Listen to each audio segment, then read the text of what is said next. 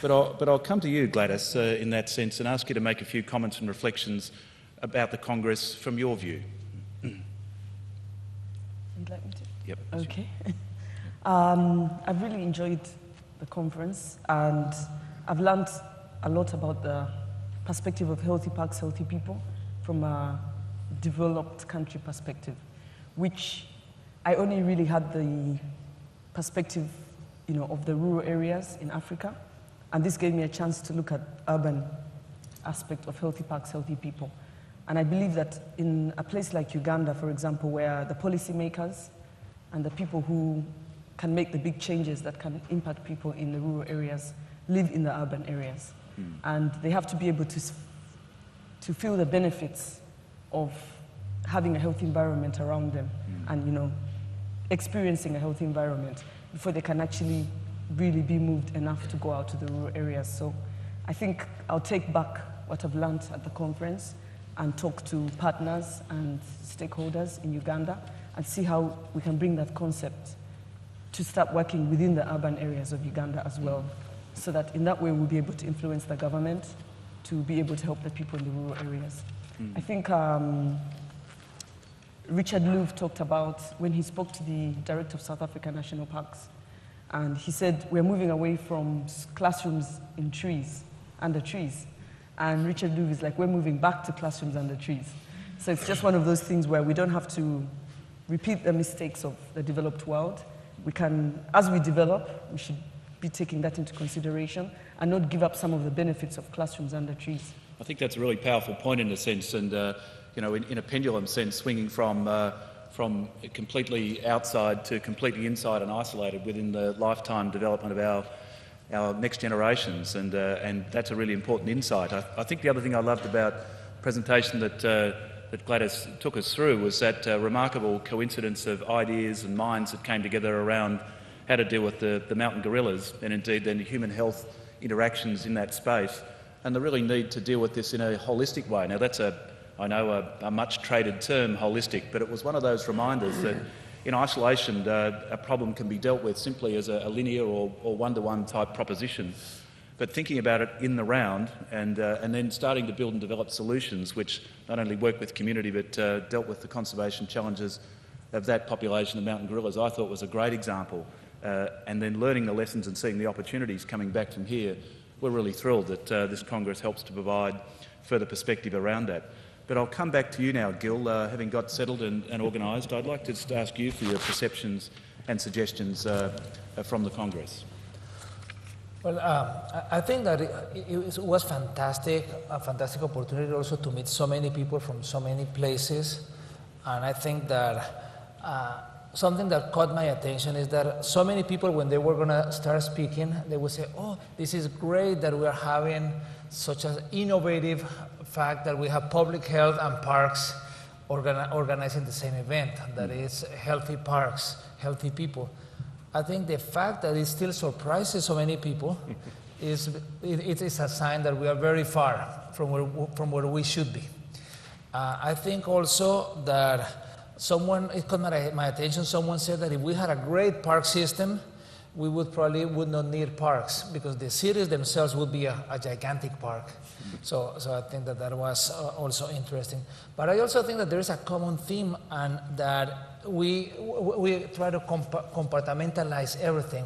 But when we see wonderful presentations like what Stefan is doing in Cambodia, or like Rob Adams, the transformation of Melbourne, and the future, what Melbourne has done in the last 20 years, and the plans for intensification in the next 20, then we realize that there is no such a divide of rural and urban and small and large, but it's a little bit more of it. So I think that we need parks in small cities, in big cities, in poor countries, in rich countries. We need them for the children, we need them for the older adult, we need them for everybody else. So I think that one final comment is that, and doing an analogy to the World Cup, I think that at some point we're moving the ball around very well, but we are still not crossing the line. And unless we cross the line, it doesn't count. So I think that it's a great opportunity, but I do think that parks people we have to open our eyes even more. We have to eliminate barriers, take the initiative, get more elected officials coming to these events, get more people from economic development, more people from private sector, more people from as variety of sectors as possible, because that's when we're going to be able to make the case. Look, there's no doubt about that, and people. Gil mentions the elected officials, and we were very fortunate at the beginning of our proceedings to have two of Australia's most senior elected officials, a state premier and a federal minister, and indeed our own state minister for environment and climate change. So elected officials, but we probably, I think, in a sense, we attempted to engage the municipal level. We probably could have done more in that area to actually grow the municipal engagement, but the elected officials, people should never forget that they put their hand up and they get elected on our behalf, and indeed, therefore, the ideas that they carry forward and are available are ones that we should be feeding into that process. The other great thing, I think, just a couple of insights there for me was in Melbourne, where you may have gathered, there's a fair bit of sporting culture in Melbourne, and so as soon as Gil talked about the World Cup soccer analogy, we've been moving the ball around really well. We've probably got it down past the halfway mark.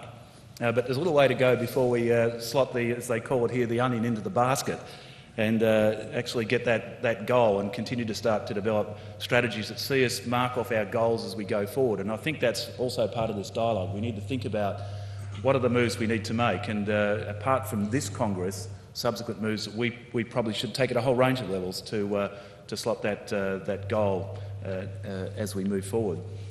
But I'll now come to you, Ari. I think you've got a mic there. You're in place. I'll just as an aside, of course, Ari in arriving here is not surprisingly and sponsored by the Thomas Foundation. I must say, was a great support to the Congress. So that was terrific. But Ari hasn't just had a gig here. He's been speaking and talking in a number of areas, as has Gladys and others who are with us at the moment. And Ari, I'm told you were at the School of Medicine, Melbourne University. Yes. One of the gigs here. Tell us a little bit about the response you got there at Melbourne University when you were talking to that group. Well, the response was they were telling me we should be doing things back at Harvard. So I was in the population health department, and I gave a talk yesterday there. But the curriculum and the focus of John Weissman is really out ahead of, I think, the pack. I think they're very well on their way to realizing for their students the ideals expressed at this conference. And so in that sense, part of what we heard was a great presentation, but also going in a sense to the medical heartland and one of the most established medical schools in Australia, and talking to a group who took on and received the message with a lot of enthusiasm. And if you think about that, one of the questions that was posed to me along the way was, when was the last time your park agency actually had a booth at a medical conference? And of course the answer was, well, we've never done that. We've never been in those spaces, never really worked and organised in those spaces to place some of our key messages. But I'll come back to you, Ari, and just ask in a sense, what were your key reflections and suggestions, some of the perceptions? Yeah. So I've been thinking about what unifies this conference in my mind, and I think that everyone in this room is here because in one way or another we all share similar concerns, and we all have related visions about how to address those concerns. And I think when it comes down to it, what those all reflect is that we recognize on some level that having evolved in the web of life, we remain very much enmeshed in it. Yep.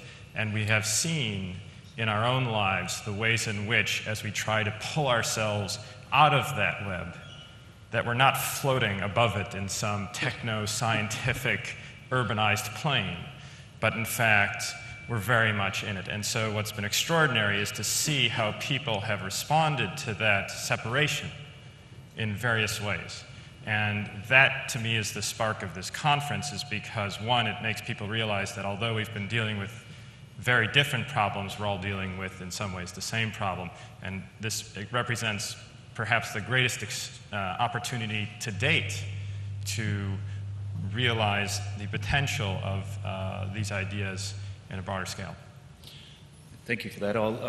There's that notion of floating above the web of life. It's a really, it almost, in a sense, begs the question of, well, how do we guide people back to that connection and that appreciation? And I think once again that's been an underpinning thread here. Part of the pathway to guide people back to that perception and connection is what we've been talking about. So it's a terrific analogy.